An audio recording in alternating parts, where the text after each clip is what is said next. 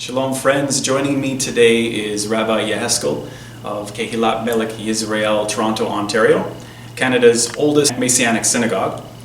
Today I have a question for you, Rabbi. Many people ask, it's been 2,000 years, where is the Messiah? Okay, so good question. Definitely depending on your audience that you're reaching. Of course, in the nominal Jewish world, if you will, the Messiah, at least Yeshua, Jesus, is not really a relevant concept because of a lot of the bad history. So in that case, because we don't see a lot of the things that Jews expect as the Messiah to come, they think basically Yeshua may have not been the right Messiah. Okay. However, for those that do believe he is the Messiah, it's a very pertinent question to ask, right? We live in a day and age where it seems like every type of technology boom or a doom and gloom scenario appears, you see people preaching the end of the world or get ready for the Lord, right? Right. And while I'm not saying that these messages are irrelevant, if you will, a person should ignore them, however, we have to understand that the whole concept of the Messiah and even his coming has to be understood in Jewish context, right? Okay. For one, the coming of the Messiah is not independent of itself. In other words, the coming of the Messiah is not something that's just in a vacuum. The coming of the Messiah has to be related to the Jewish people. Everything is related to the Jewish people.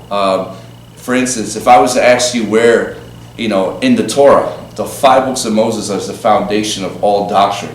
And if whatever we find in the writings of the prophets, the writings of David, and even the New Testament for that matter, if doctrines cannot actually be proven back in the Torah, then these doctrines could basically be questioned and red flagged as not acceptable. So the coming of the Messiah, where do we find it at in the Torah? So that's very important. In the Torah, Moses mostly foretells about Israel's exile, the duration of exile. Moses foretold both the exile the Jews went in Babylon, and eventually he told them about the exile that they would go through in what we call the Roman exile, which has been a 2,000 exile that we have been in today.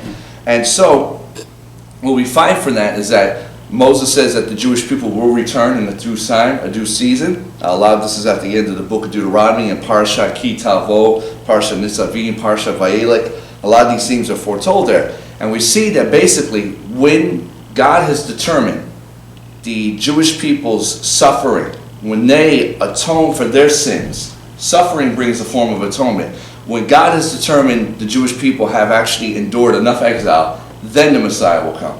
And this is important because in the book of Acts, the first thing on Yeshua's disciples' minds were, great, you're the Messiah, when is it time now to restore the kingdom of Israel, right? And that's another thing people have to realize. They were not talking about restoring the church.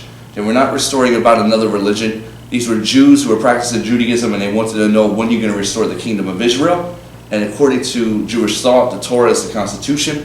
And so immediately out of Yeshua's mouth was, it's not for your knowledge to know about this. Everything is in the power of Hashem, the Father, and he says basically what you have to do is be my witnesses. So we see that Yeshua doesn't give them an actual time stamp of when he's going to return. Okay. That's all determined by God.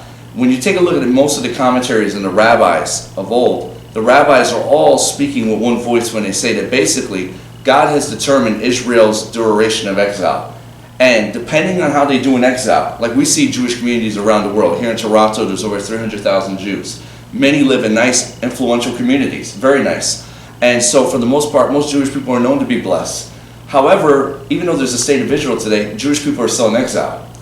If the state of Israel ended exile, there wouldn't be a drop of a Jew in anywhere of the nations. You wouldn't find a Jew anywhere. So because of the political differences with the current state of Israel, religious differences amongst different religious Jews, exile is still actually present, if you will. Exile has to be something that God has to take the Jewish people out of. And once that set time has come, that their time is done in exile, then God sends the Messiah. So this is why we find in Jewish writings that depending on the nature of Israel will determine whether or not God sends the Messiah early or Israel has to suffer and then God sends the Messiah at the last minute. In other words, when the time of exile is up.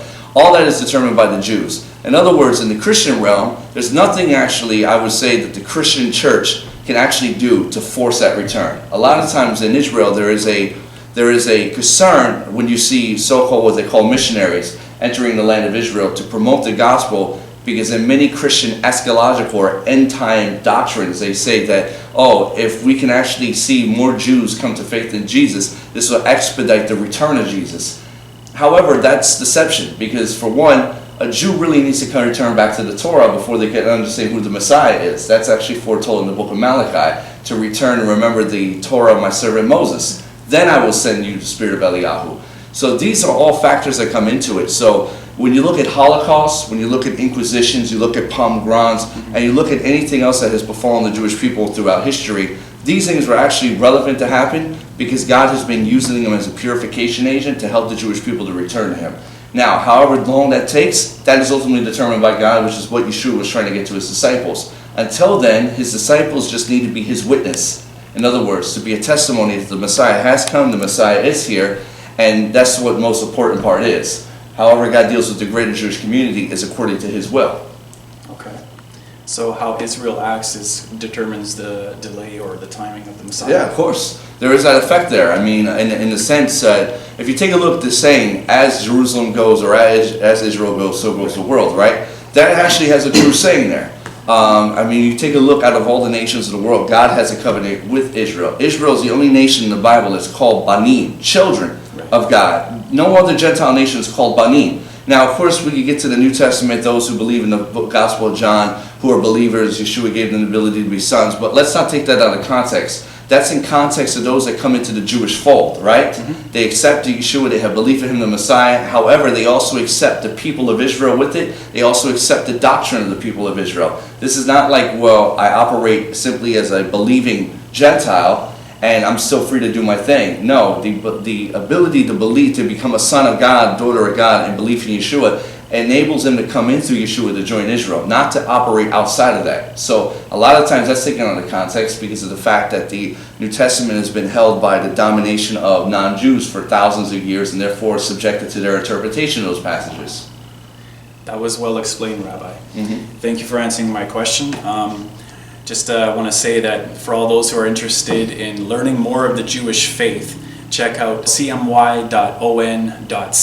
You could also ask the rabbi similar questions like this. And just thank you for joining me. No problem. Answering that Appreciate question. it very much, Bradley.